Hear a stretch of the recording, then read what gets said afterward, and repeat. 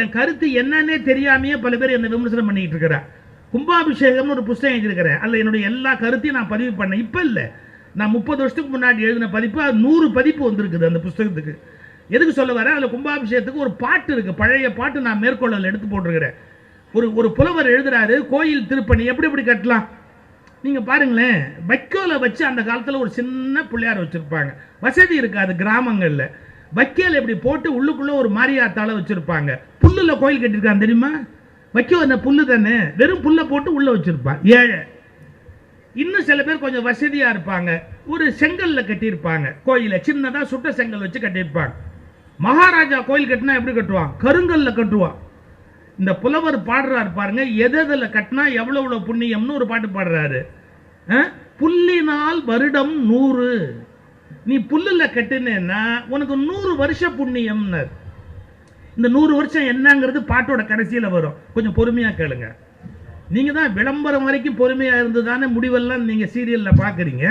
அதனால் இந்த பாட்டோட முடிவில் தான் வரும், அது என்ன அப்படிங்கிறது வரும். பாட்டு எப்படி ஆரம்பம்? புல்லினால் வருடம் 100. அப்புறம் மண்ணில் கட்டுறான், களிமண்ணை குழைச்சி சில பேர் அப்படி கோயில் கட்டுவாங்க, வசதி இருக்காது. மண்ணால் கட்டி வச்சா பாருங்க, புல்லினால் வருடம் 100, புது மண்ணால் 10 100. நீ மண்ணில் கோயில் கட்டுறியா, 10 100 வருஷம் உனக்கு புண்ணியம். புல்லினால் வருடம் 100, புது மண்ணால் 10 100, செல்லுமா ஞாலம் தன்னில் செங்கலால், செங்கல்ல கட்டினா செங்கலால் 100 100, 100 × 100, அவ்வளோ வருஷம் உனக்கு புண்ணியம் செங்கல்ல கோயில் கட்டி வச்சா. புல்லினால் வருடம் 100, புது மண்ணால் 10 100, செல்லுமா ஞாலம் தன்னில் செங்கலால் 100 100, அல்லியம் கோதை பாகன் ஆலயம் மடாலயங்கள் கல்லினால் கட்டி வைத்தார் கையிலை விட்டு அகலார். கல்லில் கட்டி வச்சா அவங்க கைலாயத்தை விட்டு அகல மாட்டாங்க, சிவபெருமான் பக்கத்திலே வச்சுக்குவாரு. கல்லினால் கட்டி வைத்தார் கையிலை விட்டு அகலார், பழைய பாட்டு. அதனால திருப்பணி பண்றதுக்கு ஒரு குடிப்பினை வேணும், அந்த திருப்பணியை பார்க்கறதுக்கு ஒரு குடிப்பினை வேணும், அந்த கும்பாபிஷேகத்துக்கு பொருள் கொடுக்கறதுக்கு ஒரு குடிப்பினை வேணும், அந்த கும்பாபிஷேகத்தை பார்க்கறதுக்கு ஒரு குடிப்பினை வேணும், அந்த கும்பாபிஷேகத்தில் பேசுறதுக்கு ஒரு குடிப்பினை வேணும், அந்த பேச்சை கேட்கறதுக்கு ஒரு குடிப்பினை வேணும். இன்னைக்கு எல்லாம் சேர்ந்துருக்கு. இப்போ நான் கும்பாபிஷேகம்னா என்னன்னு சொல்லிட்டேன், கும்பாபிஷேகம் செய்வது 12 வருஷத்துக்கு ஒரு தடவை ஏன்னு சொல்லிட்டேன், கோயிலை நீங்கள் சுத்தமாக வச்சிருக்கணும் அப்படிங்கிறத சொல்லிட்டேன். இன்னும் ஒன்று சொல்லியாச்சுன்னா நான் அடுத்த விஷயத்துக்கு போயிடுவேன். கும்பாபிஷேகம்னா என்ன அப்படின்னு எத்தனை இந்துக்களுக்கு நல்லா தெரியும்? What is going on? அங்கே யாகசாலை போட்டிருக்காங்க, யாகசாலையில் என்ன நடந்தது, அவங்க கிரியைகள்லாம் பண்ணுவாங்க சிவாச்சாரியார்கள், அது என்ன நடந்தது அப்படிங்கிறது இந்துக்களுக்கு எத்தனை பேருக்கு தெரியும்? நான் ஏன் சொல்றேன்னு கேட்டா, சுவாமி சின்மயானந்தான்னு ஒரு பெரியவர் இருந்தார், எனக்கு ரொம்ப பிடிக்கும் அவருடைய பேச்சு, அவருடைய இங்கிலீஷ் ரொம்ப வலிமையா இருக்கும், அவருடைய திங்கிங் ப்ராசஸ் ரொம்ப வலிமையா இருக்கும். சுவாமி சின்மயானந்தா அவர் ஒரு முறை சொன்னாரு, நீங்கள் மதம் மாற்றுகிறீர்களான்னு அவரை கேட்டாங்க. Yes, I am doing conversion அப்படின்ட்டு ஒரு வார்த்தை சொன்னார். இந்துக்களை இந்துக்களாக மதம் மாற்றுகிறேன், இந்துக்களை இந்துக்களாக மதம் மாற்றுகிறேன். என்ன அர்த்தம்? நம்ம என்ன மாதிரியான மரபில் இருக்கிறோம், என்ன சடங்கு செய்யறாங்க, நம்ம நூல்களில் சொல்லப்பட்டது என்னங்கிற படிப்பறிவு நம்ம பல மக்களுக்கு கிடையாது. நான் 1000 இல்லை, ஒரு 10,000 20,000 கும்பாபிஷேகத்துக்கு போற பாக்கியம் இறைவன் என் தலையில எழுதியிருக்கிறார்.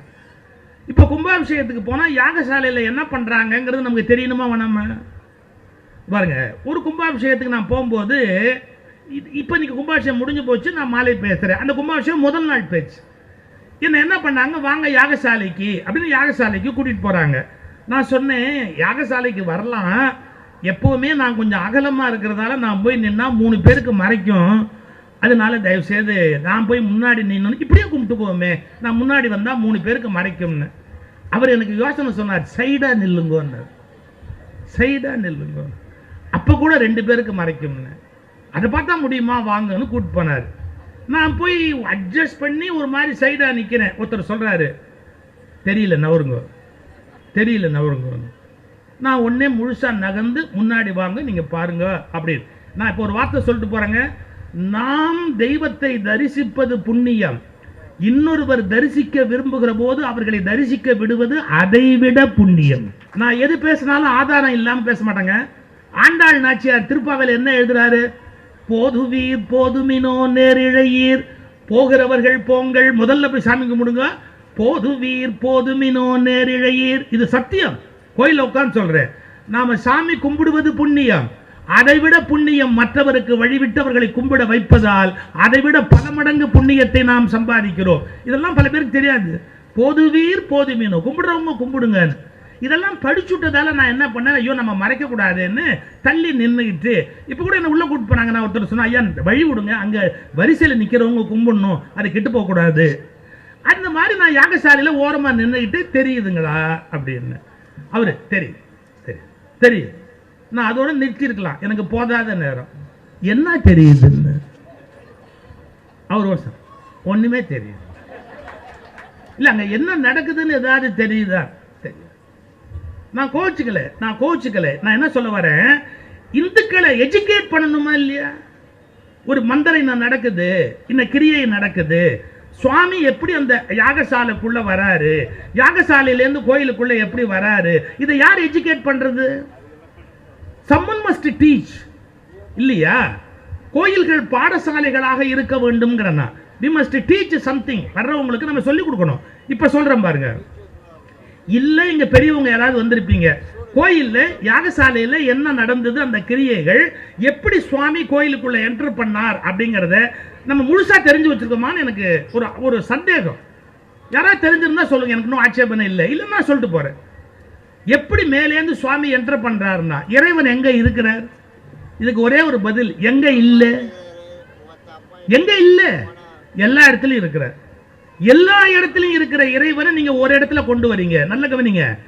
அங்குங்கனாதபடி எங்கும் பிரகாசமாய் ஆனந்த பூர்த்தியாகி, அப்புறம் வானாகி மண்ணாகி வழியாகி ஒளியாகி வானாகி, அதான் தொடங்குது. இறைவர் எப்படி இருக்கிறார்னா ஆகாயமாக இருக்கிறார். ஏன்னு கேட்டா, ஆகாயம் எப்படி எல்லையற்றதோ, ஆகாயம் எப்படி வடிவமற்றதோ, ஆகாயம் எப்படி எந்த விதமான களங்கமும் அற்றதோ, அப்படி இருப்பது இறைவனுடைய சொரூபம், அவருடைய நிலை. இந்த ஆகாயமா இறைவன் இருக்கிறார் என்பதை புரிய வைப்பதற்காகத்தான் வானத்துல பரம்பொருள் இருக்கிறார் அப்படின்னு நாம வணங்குகிற பழக்கம் ஏற்பட்டது. சரி, இப்போ வானத்துல இருக்கிறவரை நீங்க என்ன பண்றீங்க?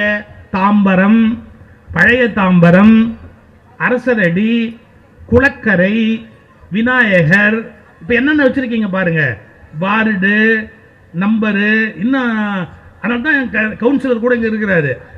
நம்ம என்ன பண்றோம், எல்லையற்ற கடவுளுக்கு ஒரு அட்ரஸ் கொடுக்கிறோம்.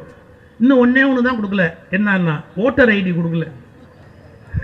கொடுத்தா அவர் பேர்ல 2 பேரும் ஓட்டு போட்டு போடுவான். நாம அவர் என்ன பண்றோம், எல்லையற்ற பரம்பொருளை பாருங்க எல்லைக்கு உள்ள கொண்டு வரோம். அது என்ன எல்லை? இப்ப இந்த விநாயகருக்கு ஒரு பேர் வைக்கிறோம். பேர் வச்சா எல்லை தானே.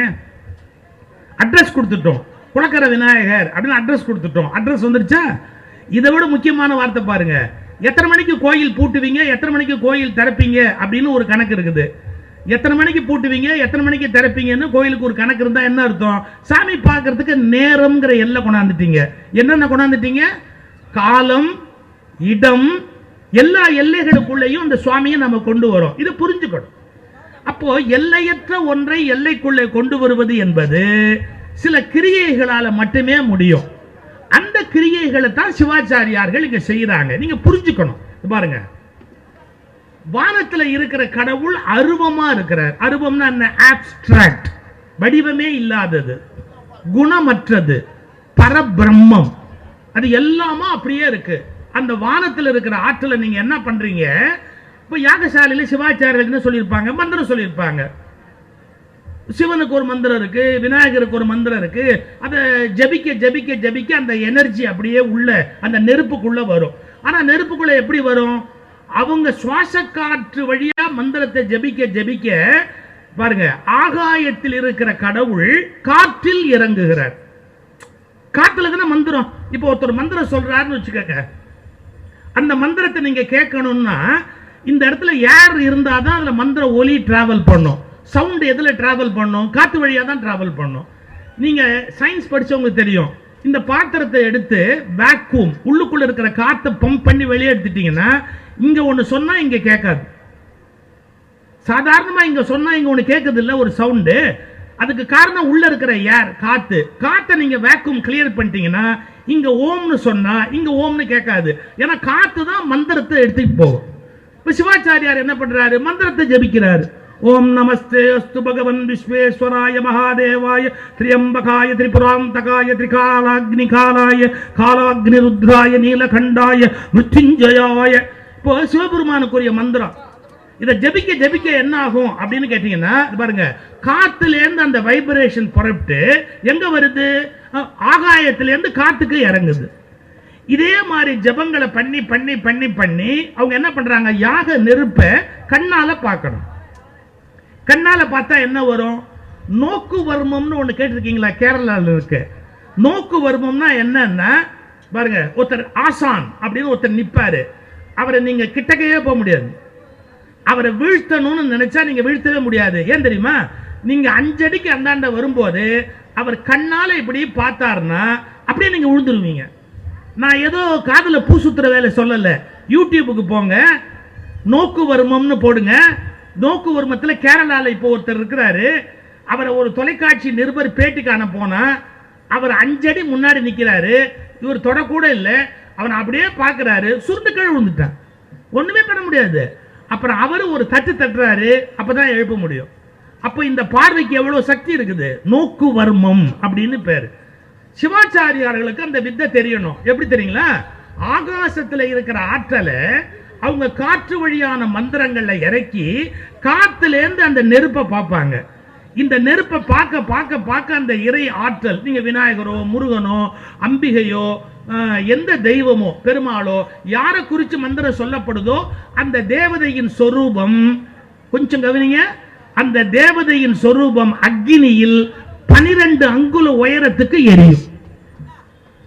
சரியா நம்ம மந்திரத்தை சொன்னோம்னா டெஸ்ட் என்னன்னு கேட்டா, நான் விநாயகரை குறித்து மந்திரம் சொல்றேன் அப்படின்னா அந்த யாக அக்னி விநாயகர் வடிவத்திலேயே வரும். நான் முருகனை குறித்து மந்திரம் சொல்றேன் அப்படின்னா யாக அக்னி முருகனுடைய வடிவத்திலேயே வரும். இது வெறும் கற்பனை இல்லை.